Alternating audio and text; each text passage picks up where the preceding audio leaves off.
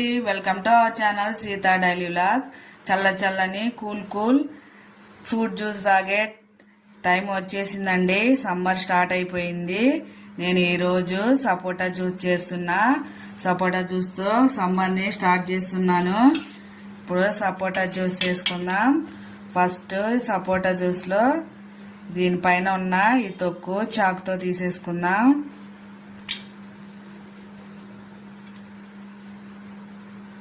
చల్లగా వేడిని తగ్గించుకోవడానికి ఇక నుంచి అన్ని ఫ్రూట్ జ్యూసులు చల్లగా ఐస్ క్రీమ్లు అన్నీ స్టార్ట్ అయ్యే కాలం వచ్చేసింది.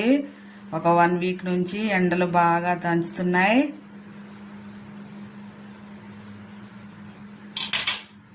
ఇలా దాని మీద పొట్టు తీసేసుకొని దీనిలో ఉన్న గింజలన్నీ తీసుకొని ఒక గిన్నెలో వేసుకుందాం. ఇలా అన్నీ ఒక గిన్నెలో వేసేసుకుందాం. ఇలా ముక్కలన్నీ కట్ చేసుకున్నాక ఒక మిక్సీ జార్లో వేసుకుందాం. నేను ఒక 5-6 తీసుకున్నానండి సపోటా పళ్ళు. అలాగే సపోటా పళ్ళు ఎలాగో స్వీట్గా ఉంటాయి కదా, 1 కప్పు షుగర్ వేసాను. తగ్గించి వేసుకోవచ్చు షుగర్ మీరు. అలాగే 1 గిన్నెలో ఐస్ ముక్కలు వేసుకుంటున్నాను. సపోటా జ్యూస్ చాలా థిక్గా ఉంటుందండి, అందుకనే ఒక 1/2 లీటర్ పాలు పోస్తున్నా. ఫస్ట్ ఇది మిక్సీ చేసుకుని వచ్చాక తర్వాత పాలు వేసి మిక్సీ పడదాం. పేస్ట్ చేసుకున్నాక పాలు కొంచెం వేసుకుంటా మళ్ళీ మిక్సీ పట్టుకుందాం. పాలన్నీ వేసేసి ఇలా మిక్సీ పట్టేసుకున్నా. అయిపోయింది. సపోటా జ్యూస్ రెడీ అండి. ఇంకో విషయం అండి, షుగర్ ఉన్నోళ్ళు అస్సలు తాగొద్దు, టేస్ట్ కూడా చేయకూడదు.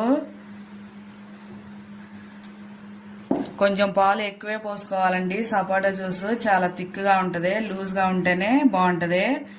అంతే, చల్లని సపోటా జ్యూస్ రెడీ.